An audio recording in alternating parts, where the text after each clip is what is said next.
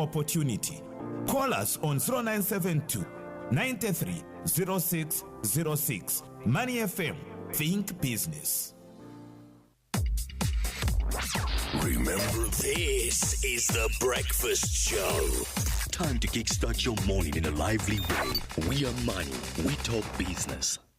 All right, so now joining us on our breakfast show today is Mr. Keagan Mulundu, who is a young, vibrant, being who is, an entrepreneur, businessman, and of course, he's also an author as well. He has written a book that he was able to talk a little bit on Monday, exactly as we were celebrating Women's Day. And of course, today we thought of bringing him on board.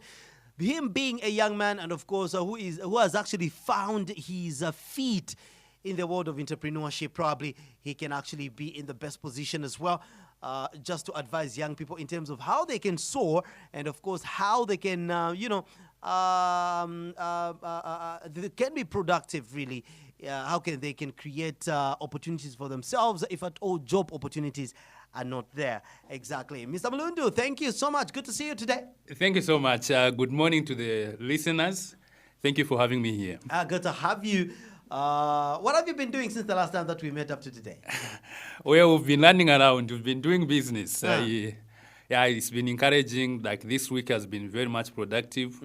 And yes, despite the maybe a bit rise in the dollar, at least we've been running up and down. Probably people might be asking, what is that business that you do that made you make that decision of dropping a full-time job just to focus on it? Okay, so for us, we deal in cars. We are actually, our main business is to put people on the wheels. So we believe and understand that in this economy right now, driving is not actually a luxury, it is a necessity. Because you find that even when you're a businessman, you are an employee, you find that when you have your own vehicle, you have your own dealer. You get to make programs at your own convenience, you get to move the way you want. And this is why I want to agree with somebody. I saw a post on Facebook some other time where somebody said, unless you have lost direction as a man, never buy a plot before buying a car. As fun as that may sound, I think this is one thing that we believe in, because we say, even when you want to buy a plot, when you start with a car, that is actually going even to make sure that even as you go to your plot, you visit it like very well. And even workers there, working there, bricklayers, and they'll be able to give you respect as a boss of a figure. So our business is just to make sure that every Zambian is able to drive. And we do so by making sure that we make the process very much easy and affordable for any Zambian who is ready to drive. Beautiful, beautiful. You are here to celebrate Youth Day with the young people under the theme Arise and Soar. We want young people to arise and soar. Where do they begin from? Well, that's a very nice question. By the way, I really have to put it on record that this theme actually, it is very much resonating with me so well. Arising and soar. Because we are saying, I think for quite some time we've been told that young people are the future leaders. But now we are moving on from that belief to believe that young people are not just future leaders, they are actually leaders of today. And as leaders of today, they need to arise and soar, meaning time has come not for young people to wait for another time to come and arise and soar, but this is the particular one. This is the time that we've been waiting for. So where young people begins from to arise and soar is actually, first of all, when they discover themselves actually, personal identity. What do they really believe in? Who do they see themselves in when they look in the mirror? So when they begin to understand that, that will begin to challenge them to actually make them not settle for less. Because they will believe that, I've been thinking that I was a chicken, not knowing that I'm actually an eagle who is able to soar high. So they will begin to rise and soar high. So the process of this arising and soaring high begins when the moment we understand who we truly are. And understanding this does not fall in what people define us or in what people talk about us. This has to have roots in our creation.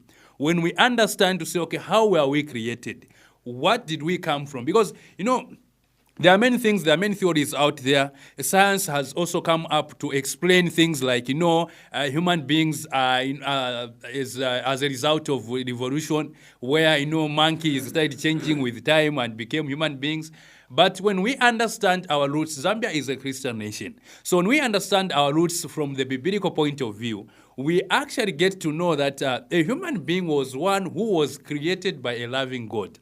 And when he was created, he was also given actually dominion to rule over the earth, over the sea, and everything around it. So as a matter of fact, we find that this human being who was created more like to be a ruler, more like to be a king. So when young people begin to understand and realize that actually I was meant to be a king, actually I was meant to be a ruler, they begin now to actually create the life that they are supposed to reflect that in themselves. That's where the arising and soaring high begins from.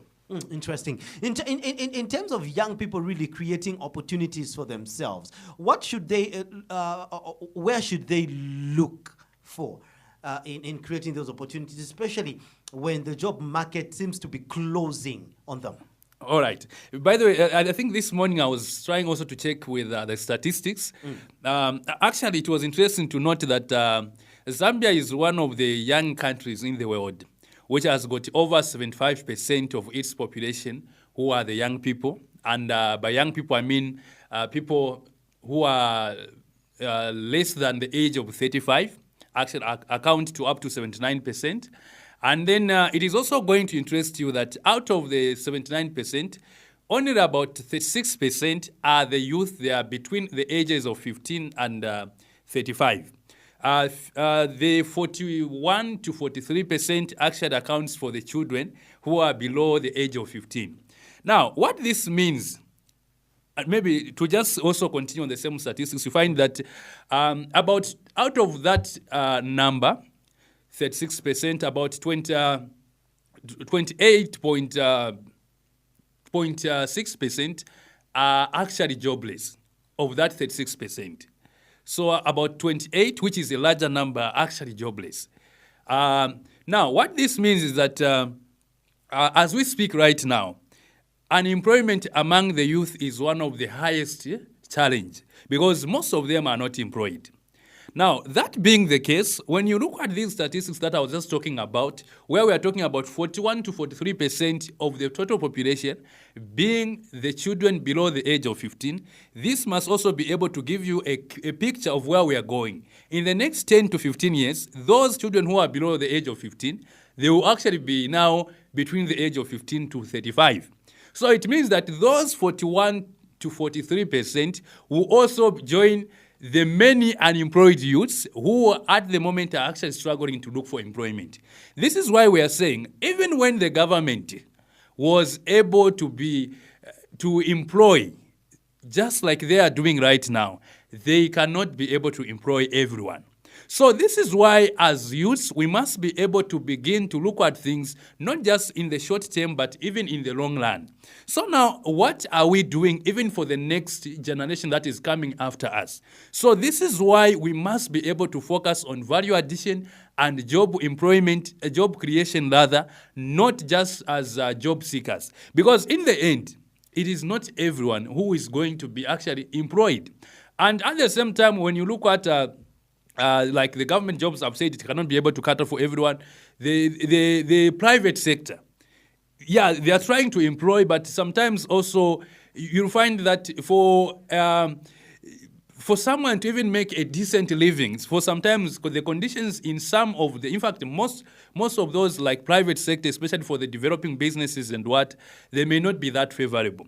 This is why we are saying we need to be able to change the narrative. We need to be able to actually discuss mindset transformation. Like, how do we transform and renew our mindset from job dependence to actually job creation? Because if we look at the future with those statistics in mind, we are going to think of to say, okay, if at all we the youths that are the youths right now, what can we do today so that in the next 5 to 10 years, it's going to contribute to employ the little ones that are coming after us, who are even more in numbers more than we are. I think that is also going to shape us, that is going to help shape the direction to which the country is going to take. Beautiful. So you talked about, we need to change our mindset. Exactly. Mindset change, it sounds easy when you mention it like that, but a lot of people right now as we speak are struggling really just to change their mindset. Where do we begin from? Okay, so that's a very good question. Yeah, of course, I must admit the fact that mindset transformation is not an easy thing. It is not an easy thing.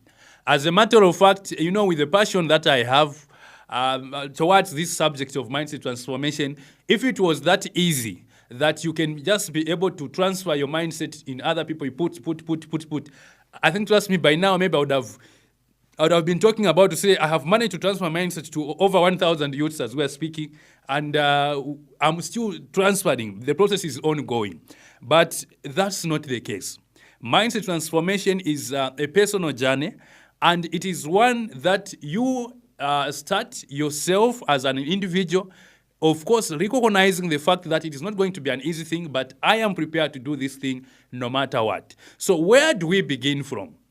I think last time when I came here, I talked about to say, in fact, a mindset transformation begins with also the right beliefs, because the mindset, the state of the mindset is actually determined by what you believe. So if at all you believe that, you believe in negativity, a lot of negativity, nothing good can happen to me, my relative has bewitched me, my workmates are jealous of me, those things are going to, shape how the state of your mind is going to be, because those are what fills up your mindset. And you must understand to say the human mind is actually divided into two parts. There is what we call the conscious mind and the subconscious mind. So the conscious mind is one that just helps you to be awake and respond to activities. Just like you are asking me, I'm able to hear you, I'm able to respond to you using the conscious mind. So in other words, it can be termed as the short memory mind. Then there's also the subconscious mind, which acts as more like a storage of the mind. So whatever things that you have believed, whatever things that you have heard for sometimes, whatever things that you have kept so much for a longer time, they are kept in the subconscious mind. Now, you must understand that the reality a person lives is reflected by what is contained in the subconscious mind. And in the subconscious mind, here, the mind does not actually respond or work according to logic. It works according to familiarization. So what this means is that what is more familiar will become more real than what is even real, because that's how it works.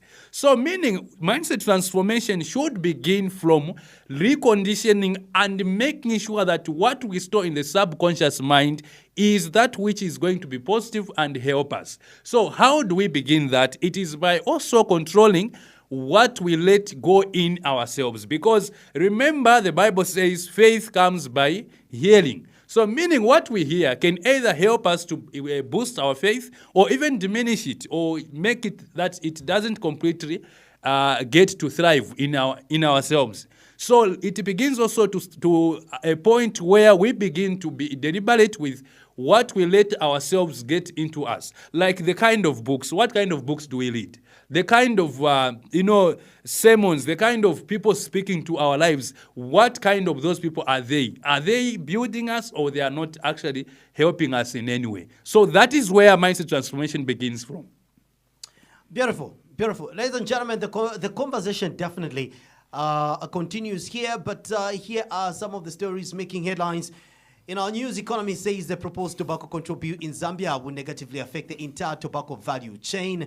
Government says it intends to introduce cashless payment systems and enhance surveillance technology at key border posts to boost trade. And not forgetting Nigeria's external reserves have surged to their highest level in nearly 2 decades. So those are some of the stories making headlines. And of course, Mr. Mulundu is still in the studio with us, still sharing some insights a very insightful, information that could definitely help transform the lives of young people. So now, obviously, every year we do celebrate Youth Day, and we do celebrate youths, exactly. This year, the theme we're looking at, arising and soaring. And you called this theme very, very, timely for the young people. Exactly. It is timely, I agree with you, because we are looking at the time when President Hakainde Hichilema wants to create more opportunities for the young people in his government. How do young people start positioning themselves for this landmark, decision that was made by government? All right. So to start with, I think I will still start from mindset transformation. First of all, young people need to have the right mindset. Because even when opportunities are there, trust me, it is only the right mindset that is able to recognize and seize those opportunities. Okay. So opportunities being made available with the wrong mindset, it means actually all those opportunities will not be seized. Do you feel some young people have missed out on opportunities because of their mindset? Very much. In fact, even me personally speaking here, I can tell you to say there are many opportunities that I missed at a time when I had wrong beliefs, wrong mindset.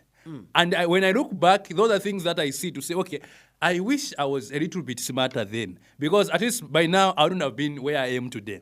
But then that's the past. We cannot go back to change the past. But what we can do is we can be deliberate in the way we approach the future to making sure that we actually do not repeat the mistakes that we made in the past. So there are many young people who have missed out on many opportunities just by virtue of their mindset. I want to give a practical example of this story in the Bible of David when he went to visit his brothers who were at the war during that time, when there was also a Philistine by the name of Goliath who was actually insulting these Israelites and even their God. Now, a lot of soldiers who were there at the war, when they looked at Goliath, they saw a very huge giant who was actually too big in their minds to fight. That was according to them. But when David went there, when he looked at Goliath, actually looking at him, for him, he saw an opportunity there. He said, this guy is too big to be missed. So it means that even when I'm not accurate, like the size of him, it's just too big for me to miss him. So as a result, he went in to fight him. And we know, all of us know what the results were. He emerged victorious. Of course, using the power of God. So now we are saying also even God, for him to use you, you must be able to have some level of faith, some level of belief in yourself and make yourself available for God to use you. So it is also that thing to say, how do young people look at situations or opportunities? There's a right saying which says, for every dark cloud, there is a silver lining. So every challenge that, present itself, there is an opportunity that is hidden within that challenge, but you only need the right mindset to be able to do what?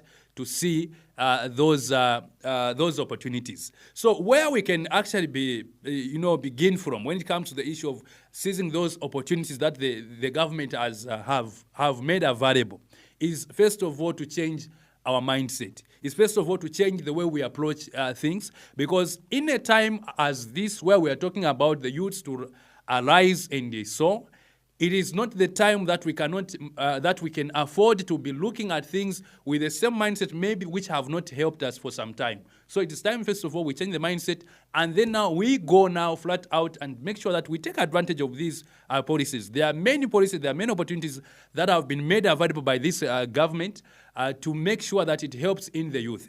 And sitting at the National Youth Indaba, I heard the president also mentioning the fact that young people, you must feel yourself privileged for being young. And when he spoke that, I felt it like it was a personal weight. Because for me personally, when I look at myself, I really do not take it for granted that I'm a young person. Because I know that this is a season. 5, 7 years from now, I will no longer be a youth. But then what have I done with my youth, with my youthful days? That is also what is going to determine even how I live the life even after I graduate from being a youth. So that being an opportunity for young people, even just for the fact of them being young, then they must also be able to be on the lookout with the right mindset to see the opportunity that the government has made available to them and seize them so that they're able to arise and so. Interesting. Business hasn't really been so friendly for the young people, most young people. They have tried here and there, but you'd find that they only make just a little just to cater for the pressure that they have at that particular point. How did you manage really to bypass that red line where, you can only make what you need to use at that particular time, and again you're back to level one where you have to get back as well. Again, when you make a little one, you use it, you're back. How did you manage to get off that, to cross that red line to the level that you're able to, save, have money in the account and all that? Okay, thank you so very much. One thing I'll tell you is I don't know whether this is maybe a case, but I should really call it a case. Maybe it's really the conditioning of human beings. I want to tell you to say, I have been in the corporate world. I was employed. I had a full-time job where I could get a salary, and it comes. And having been in the corporate world, I interacted with many people. How much was your salary? Well, I may not really be able to disclose it now because, where I'm coming from, there are people who remained, who are working there. So It means that if I disclose what my salary was now, I'm trying to disclose what their salary is. So I'll be very much unfair. So for those reasons, I'll not be able to disclose. But it was quite substantial one. It was substantial. Substantial amount, of course. Beautiful. Yeah, for sure. So now, having interacted with a lot of people in the corporate world, I realized that most of them are actually in employment, not out of, they are happy being in employment. They are just there out of survival. They just want to survive. Most of them, they tell you, employment, there is too much, favoritism, a boss, what. No, I'm not at peace in unemployment. I wish I can just find something for myself to be actually to survive on. So those people who are in employment are actually wishing that they were learning some business and working for themselves. Because for them, that route would be very much peaceful for them, and it is going to allow them to have that freedom to do whatever they want to do. Those are people that are in employment. But at the same time, I've also been able to, interact with many people who are not in employment, but seeking employment. And most of them, for them, they are saying, if I do business is hard. I would rather just go into employment. I wish I was in employment. So now what I'm trying to say is there is this natural, dissatisfaction, if I can say, where those who have employment, they are not satisfied with it. They wish they didn't have this employment. They wish they had a business. And those who have a business, they are also somehow, dissatisfied with it, and they wish they actually had a job, which I don't know. It's life anyway. But the thing that I wanted to make a point here was the fact that one thing we never really need to forget is the fact that life is not easy. Life itself is not easy. If you say business is not easy, then what is easy? Working for someone? It's also not easy. I will tell you, it's also not easy because you are going to be limited in a number of things, including even your pay. It's also going to be, in fact, it's this person who's going to decide how much they're going to pay for your services. So it means that life, in whatever angle that you are going to take it, it's not going to be easy for you. But the comforting thing is that in the end, if this thing that is hard is actually going to be worth it. So how did I manage to, be able to pass through that stage of, just a hustle, wait, hand to mouth, and be able to, continue running the business? And by the way, I must be able to mention that we have not yet reached where we are going. We have not yet reached where we intend to be. But the comforting thing is that we are not where we used to be. At least now we have seen where we are going, and we can see it clearly that where we are going is nearer than where we are coming from. So that being the case, it just needs young people to be, first of all, disciplined, young people to be resilient, young people to be focused, and make sure that they do something consistently. They say water breaks through rocks, not because that it's strong, but because it is consistent. So the power of consistency actually can even beat talent when it is not consistent. When you decide to do something, go all in, like breathe it, eat it, walk it, sleep it, and just be consistent about it. And that's how results come. So you understand that business is not like employment. I remember when I started employment, when my salary, they told me, say, okay, this is your salary. Every month it was consistent. Whether, by the way, I was working for the council. So as a council, the sources of revenue is that you go to the markets, get levies, you do what, like during the end of year renewing of business levies and what, those things. So for me, my salary was consistent, whether it's a renewal period or not. So whether the council has made money or not, for me, my salary is consistent, has to be paid that way. That's what employment is. But for business, it has got seasons. You are going to have times that your business is going to do well. And of course, you're also going to have times that your business is not going to do well. So as a business leader, what you are supposed to do is that when your business is doing well, you must begin to prepare for the times when your business is not going to be doing well. And when your business is not doing well, you must begin to prepare for the times when your business is going to be doing well. Such is life. But the problem is, for most people, why they fail is that when the business is not doing well, for them, they give up. They forget that a time is coming when now this business is going to be doing well. Why? Because our mindset is conditioned to believe this whole narrative of employment, where if your salary is 5,000, you want it 5,000 every time and consistently. Sometimes you even make the pre-made budgets, because you know that when the 5,000 comes in, 1,000 I'll pay rent, 1,000 I'll buy food. Like the salary is already spent, and you know that when it comes, I'll spend it like that way. I think for business, that's not the way it goes. And as long as we approach a business with the employment mindset, we are really going to fail. Wow. So what should be the approach for young people, especially as they get into a business?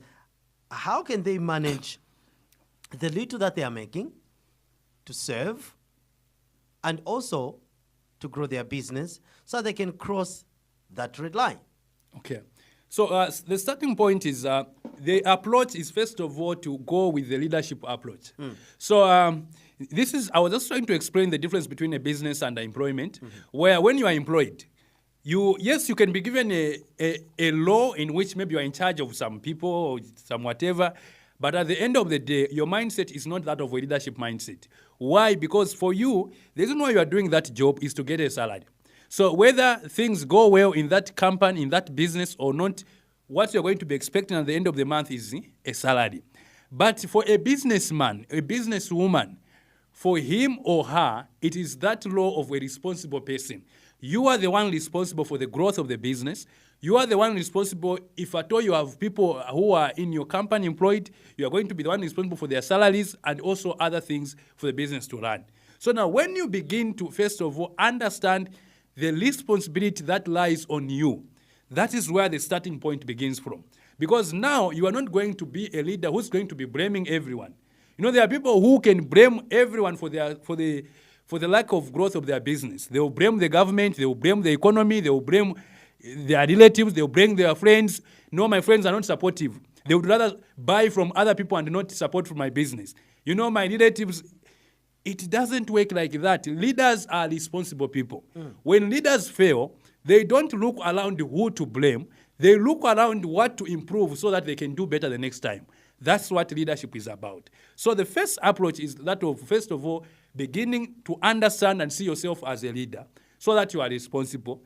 Then from there now, you start now having long-term plans. Now, there can never be leadership without a vision. There can never be leadership without a vision. This is why the Bible says, where there is no vision, the people perish. And by the way, the people perish there, it does not necessarily mean that the people die. Actually, the Hebrew word there translated to mean perish can actually mean like lose constraints. Like, in short, when there is no vision, there is no discipline. So it means that it's the vision that you have for your business, the vision that you have for your life, that is going to help keep you disciplined and focused. Because without being disciplined, without being focused, you cannot really go very, very far. So when you start as a leader, you are going to have a vision. And it is that vision which is going to actually be sustaining you and keeping you even moving forward. So when you start with a vision, then now you start working towards achieving it by being disciplined, resilient, and focused, like I mentioned earlier on. There is a very, very interesting statement here from Jones Sambaombe, who says Zambia's biggest economic opportunity is not just in copper or agriculture, it is in transforming citizens from consumers into asset owners. Let me just end there. Transforming young people from being consumers to, being like you. I think that's what arise and sow really mean. Exactly. So somebody's running like a small business. Ilenda Ilepia. Okay? We know that Ilenda Ilepia, definitely. There's like a substantial profit, really. Yeah, I've done eco research on these small businesses, and I can assure you that there is a substantial profit. Somebody buys sausage for 150, and when he sells everything, he makes 300. Okay, so meaning there is definitely that 100% profit. Exactly. Sure. So how do they treat that profit so that, the business grows? It should not just be a business where, it's just there. But it's you started with selling one car. For sure. By the way, the start was not actually selling one car. It was selling other people's cars on commission. That was the start. Okay. Now, I love that statement. Of course. And from the statistics that I gave, you realize that I said that 79% are actually the young people. So what that means is that these young people are not just the beneficiaries of development, but they are the partners in economic development. Because, for example, China emerged to be one of the good performing economy, and to a large extent, I think this was attributed to the fact that the Chinese are many in numbers, and they are also they are hardworking, and they just decided to work. Being many in number, they said, I think this is something that we can take advantage of.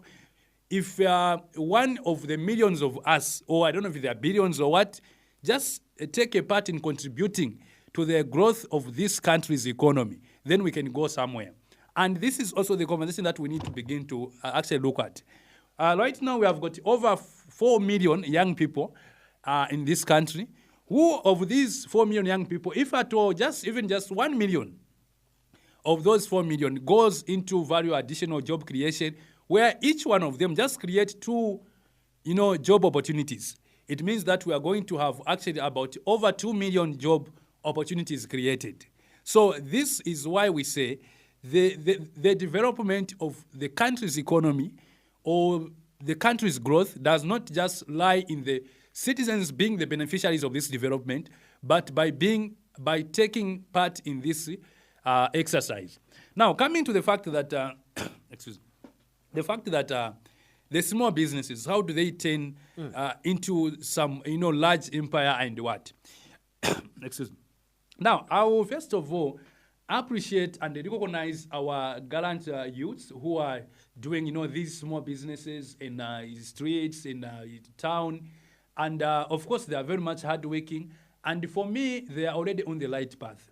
Because, trust me, even to learn an enterprise or a business, trust me, there are important skills that you need. And one of them is the sales skill. Because in business, what you're trying to do is just the sales itself. And it will surprise you that sales does not just, end in business. It actually encompasses all the sectors or all the areas of life, except that it has got different names. When you go to church, sales is called evangelism.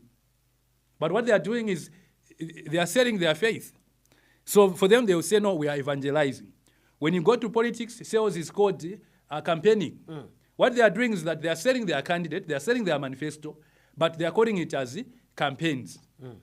So this sales is one of the most important skills that each and every business owner needs to have. Whether you're going to establish a well-established system where you have got employees and what, but as on the top, in the forefront of that organization, you need to understand the skills of sales. And those people there on the streets, they truly understand what that means.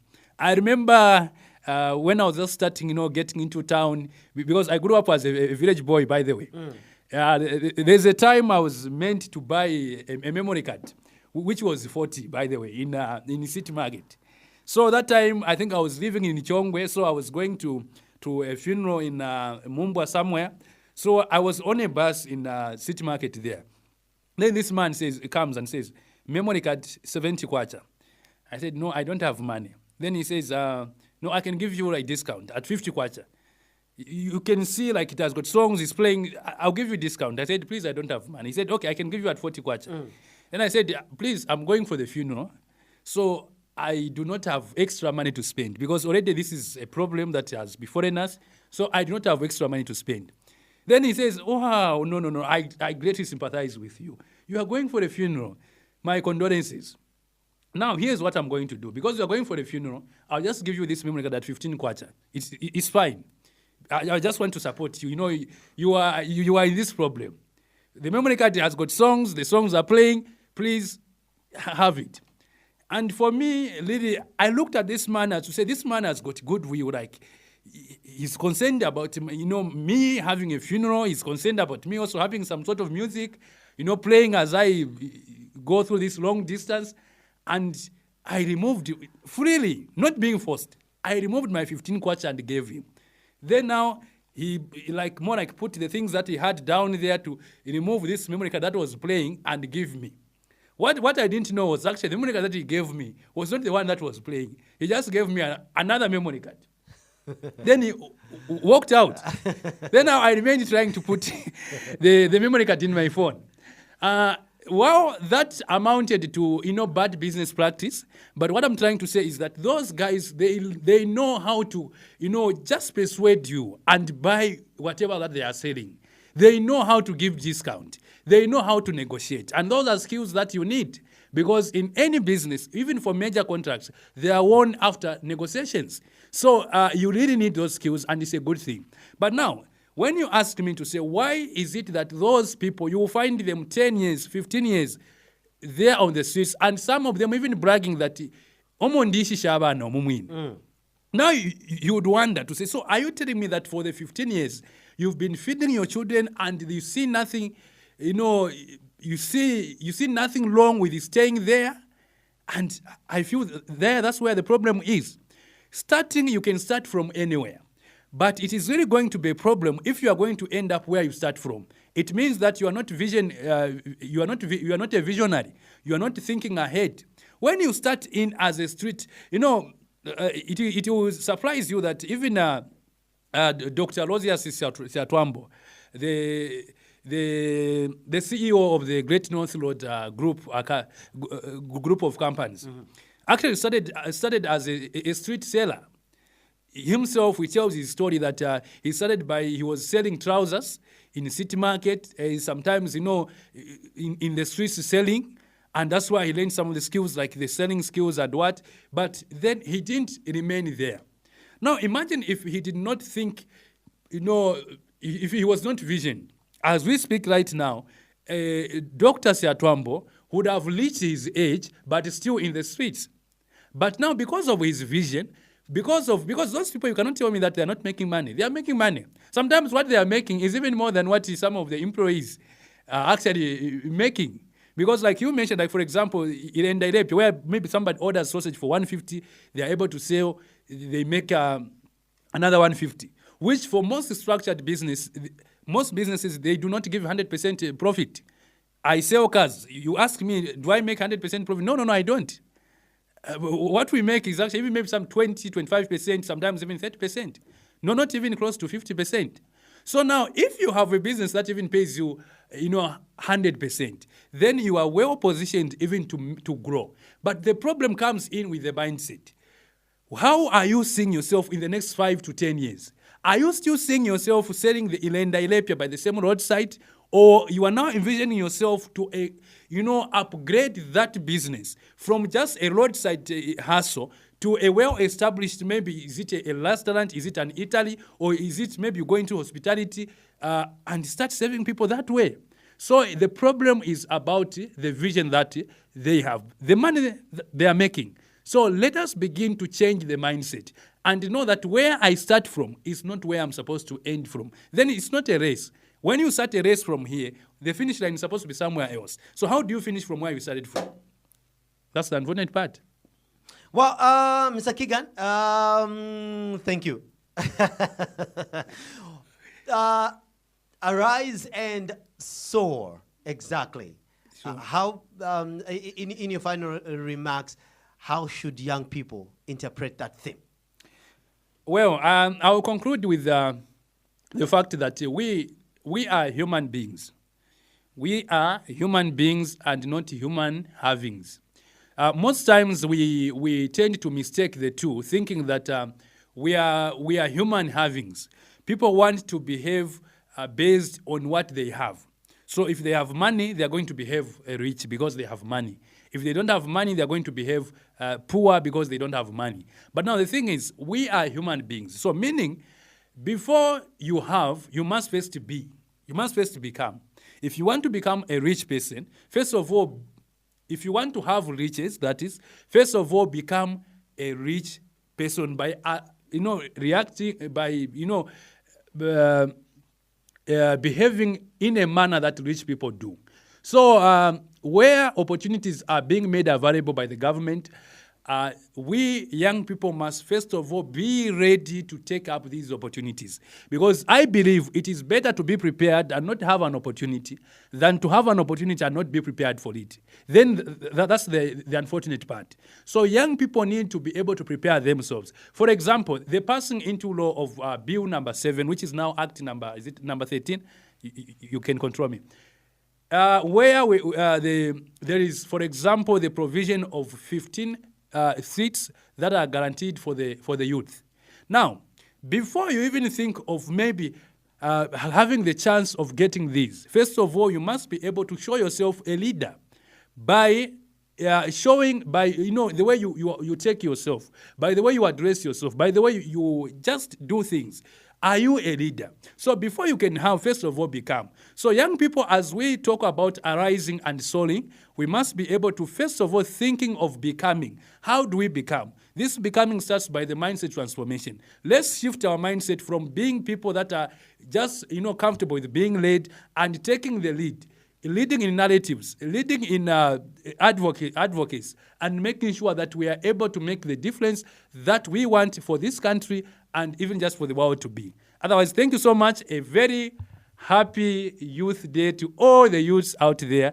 As a matter of fact, I saw somebody say that everyone is a youth, except their categories. They are senior youth, they are, martial youth, whatever.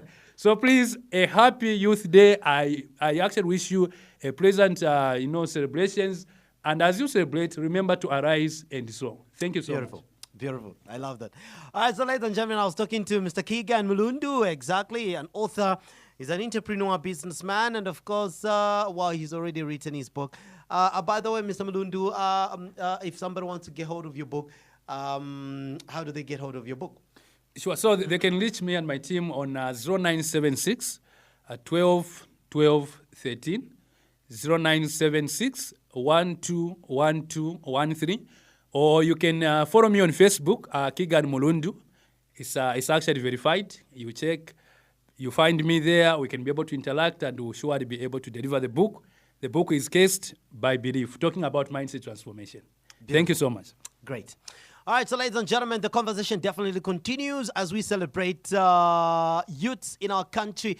I'll be talking to another youth here. He is also an author, but a lawyer now. So we will focus much on how can youth take advantage of, governance opportunities that are created in our country. Exactly. For now, let's take a musical break.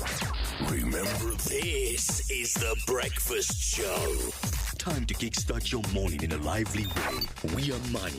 We talk business.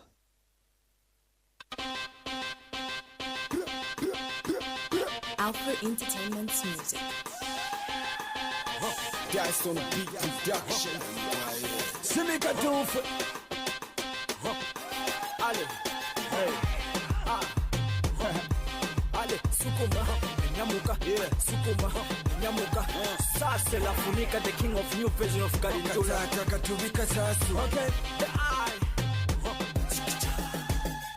Chani sana kuteka teka makasana kumwesu wimbono kufita na ne wonte ne fuma kumwesu ingoma bachisala barifwe tipuna bashirane bo kumwesu inyimbo shifuma mungoma mu masese kujani kumwesu aramwimuna chibemba timubemba ndi mwana mutumbuka pamushipeso kakumuyombe mfumu yadilumbuka mwimuna kusaga ndi mwana musumana kula no muchinshi timufirika tetimfise na disekela mo pabufishi mumimbilenga masasu nimbilanga kachasu lesa mpepanga ni mfumu nde kabilo kuvapoka pasu mutumba na moshilentuka tanki fulu nefuta ichalo lifupa tunwine polete nsupa efe chani lembi sana kutekateka makashana kumwesu wimbono kufita na newonje nifumu kumwesu ingomba bachisala barifwe tipuna bashirane bo kumwesu inyimbo shifuma mungoma mu masese kujani kumwesu waishani na sana mamina liupana wanachina mayo wala nshikula lekefyo na umfu hapa shidi chigayo ala kukula chabete machiki umusalula temwa amachinchi echimpa kofelavu intunatemwa chilangu folaka nolonkolwe chisaka chandineke fyakupene na koka fole fibaka musikondi feteka bondini neshikateka chadishivanshi chivepa tachiwala bukatepa chadilemi sana kutekateka makashana kumwesu wimbono kufita na newonje nifumu kumwesu ingomba bachisala barifwe tipuna bashirane bo kumwesu inyimbo shifuma mungoma mu masese kujani kumwesu mpatani nebo zoko bambi batila mokomoko funyaka sana pasela kwe midanso shaba pakuboko mpunwisheni ne munonko muchinshi onsafye kubuko kubante mwana ondekelako lufyangono lupatofiko mayo na tata shimulenga ifunde lyobe nalisunga nafuma kumpolokoso ne mfumu mumpolokoso muchishinkata mwaba mwenso ayamatobote matonso na mubongo pishamo penso na voko kwatikalaso Chani lembi sana kutekateka makashana